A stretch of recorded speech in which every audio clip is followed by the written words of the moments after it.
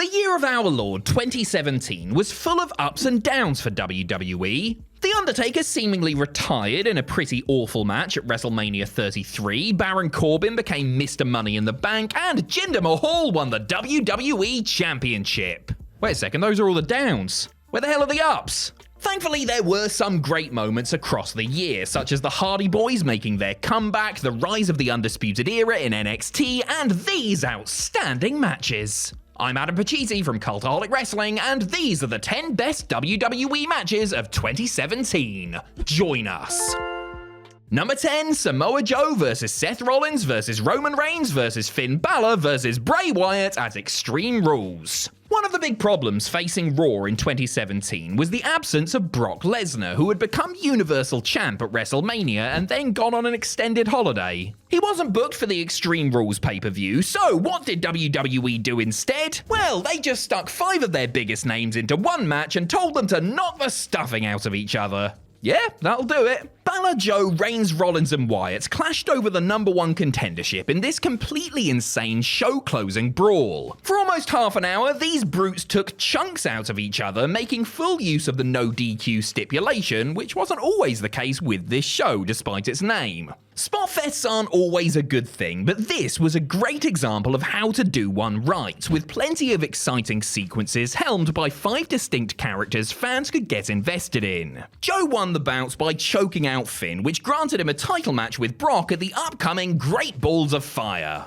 Goodness gracious. Number 9, Kevin Owens vs Shane McMahon at Hell in a Cell. For some bizarre reason, WWE decided to put Kevin Owens in a feud with Shane McMahon that took up most of the back half of 2017. KO and the Billionaire's Son only had one actual match during this time, but to be fair, it was a real doozy. The stage was the 2017 Hell in a Cell pay-per-view, and Owens and McMahon were put inside the titular structure. Fans who feared that this would be a repeat of Shane's mostly boring Mania 32 match with The Undertaker need not have worried, as the prizefighter was in much better shape than the dead man, i.e. he could actually still walk. Owens got the best out of his blue brand boss, who naturally thrives in no DQ environments. Did it need to go 40 minutes? Well, no, but it was still good fun. There was some great action inside the cell, but everybody remembers this match for what happened outside of it. Shane threw himself off the big scary cube, looking to crush his opponent beneath him, only for Sami Zayn to run in at literally the last possible second to pull his old enemy to safety. Now that is how you end a match. Number 8, the men's Money in the Bank ladder match at Money in the Bank. 2017's Money in the Bank was a SmackDown exclusive affair and also played host to the first ever women's version of the eponymous match. However, it was the men's version that performed better, mostly because it wasn't won by James bloody Ellsworth. Dolph Ziggler, AJ Styles, Kevin Owens, Baron Corbin, Sami Zayn and Shinsuke Nakamura were all in the running for the briefcase and all brought their A-game. There were plenty of flippy boys involved who were willing and able to put on a show, and this was a ladder match featuring Owens and Zayn, which guaranteed that they would do horrible things to each other in the name of our entertainment. There was also that fun spot where Styles was left dangling above the ring, presumably because somebody told him the floor was made of globes. The only downside to this excellent example of a Money in the Bank match to some was the winner, Baron Corbin, who was nobody's preferred choice, and it made matters worse that he failed his cash-in later in the year. Still, the match did give us that awesome AJ Shinsuke stare down, so I guess all is forgiven. Number 7, Finn Balor vs AJ Styles at TLC. Relying on the card subject to change caveat isn't usually a good thing in wrestling, but at TLC 2017, it actually saved the show. An outbreak of the mumps late in the day changed many plans for this pay-per-view, including Finn Balor's original opponent of Bray Wyatt. Well, actually, it was technically Balor's demon persona versus Sister Abigail, which was just Bray with a doily over his head. Bray's illness meant that this horrible idea was scrapped, and AJ Styles was flown over from SmackDown to face Finn instead. Oh yeah, just casually drop this dream match of 2 former Bullet Club leaders at our feet with no bill, WWE. Why do you play with our feelings like this? Despite being purely an exhibition match, the Phenomenal One and the Irish Prince showed everyone why they were 2 of the best wrestlers working in the world at the time. This was an NXT TakeOver style match on WWE's main roster, something that was incredibly rare back in the day, and Balor getting the big win surely meant that he was destined for great things. What's that? He got squashed on the next episode of Raw by Kane?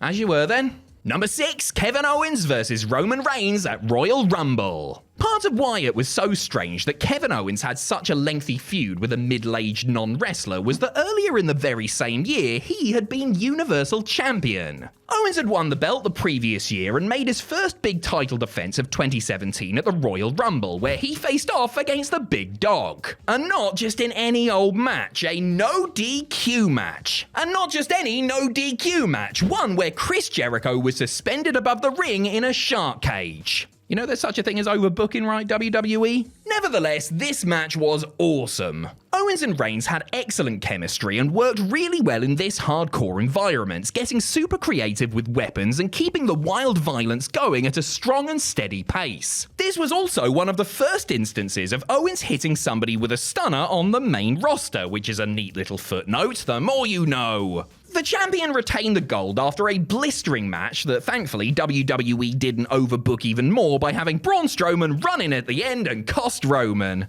Oh, sorry, yeah, that's precisely what happened. Still, hell of a bout. Number 5, the Men's Elimination Chamber at Elimination Chamber. After 15 years of forcing their performers to take horrible bumps on exposed steel grates inside the Elimination Chamber, WWE finally introduced a version of the structure with padding on the outside. Boo, dead match, unsubscribe. This baby version of the chamber debuted in 2017 with a match for the WWE Championship. John Cena was defending against AJ Styles, Bray Wyatt, Baron Corbin, Dean Ambrose and The Miz, all of whom had recent history with at least one other member of the match. And that made for quite the tussle. Intermingling narrative threads combined with some top-notch grappling produced one of the strongest chamber matches in some time, with the final 3 coming down to Cena, Styles and Wyatt. The Eater of Worlds was able to take down both men, pinning AJ after countering the phenomenal forearm to become WWE Champion for the very first time.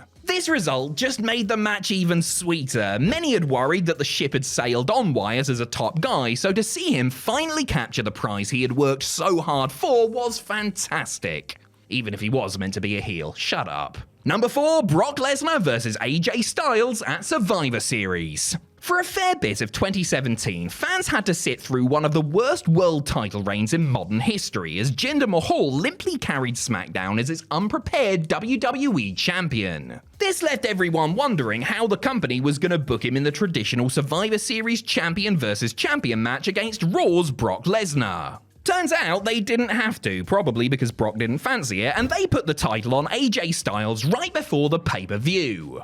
Phew. As if any more proof was needed that Styles was a better choice than the modern-day Maharaja, he went on to have an incredible bout with the Beast structured around whether AJ's speed and agility were enough to topple the behemoth. Styles sold like a fiend for his opponent, playing the outgunned babyface to perfection. But to be fair, Lesnar gave it right back, showing real peril in the brief moments where AJ got the upper hand. Though the result was never really in doubt, this match did enough to make people believe that Styles could win, and that is what wrestling is all about. Number 3, The New Day versus the Usos at Hell in a Cell. Nobody expected one of the best rivalries of 2017 to come from SmackDown's tag team division, mainly because Vince McMahon viewed tandem wrestling with the same amount of respect as I view the chewing gum stuck to my shoe. The Usos, who had undergone a serious character revamp the year before, first crossed paths with the New Day at Battleground and would fight many more times throughout the year, both on pay-per-view and TV. After an incredible match on the SummerSlam pre-show, which very nearly made this list, the two teams squared off inside Hell in a Cell for the SmackDown Tag Team Championships, and core blimey was it good.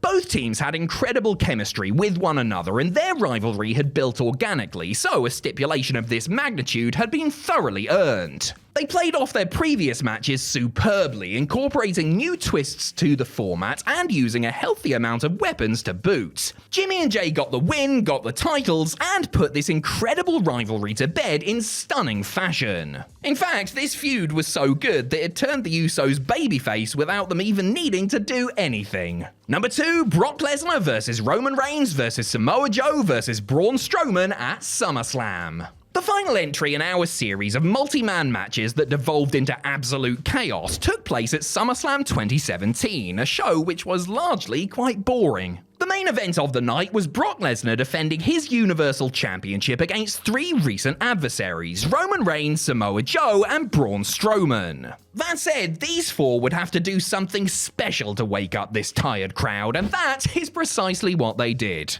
So, think of a demolition derby, but with people instead of cars, and you have a pretty good idea of what this match looked like. There were crashes, there were bashes, there were smashes, there were a 4th thing that ends in ashes. What I'm trying to say is I'm amazed that the Barclays Center was still standing once these guys were through with it. The Beast retained the gold, but the real winner was the monster among men who announced himself in a big way in this match. Us wrestling fans are simple folk, and sometimes all we want to see is 4 gigantic lads running into each other really hard and really fast. Long live the meat. Number 1, AJ Styles versus John Cena at Royal Rumble. After a series of great matches in 2016, AJ Styles and John Cena squared off one more time at the 2017 Royal Rumble, this time for AJ's WWE title. The ex-TNA man had routinely gotten the better of Mr. WWE, leaving Johnny Boy with a lot to prove. This, plus the talent of both men involved, resulted in a truly special encounter. This was everything a big-time title fight should be. It started slowly, the pace gradually building over time, until by the end it was a breathtaking sprint to the finish. Big moves were hit, countered, and kicked out of in equal measure as fans perched on the edge of their seats, desperate to see what would happen next.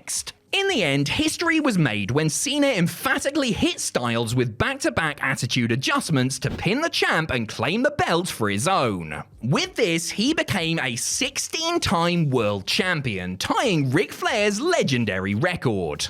Just don't mention that to the Nature Boy, he'll get cross. One of the best matches in both performers' legendary careers, this was a shoo-in for Match of the Year just 29 days into it.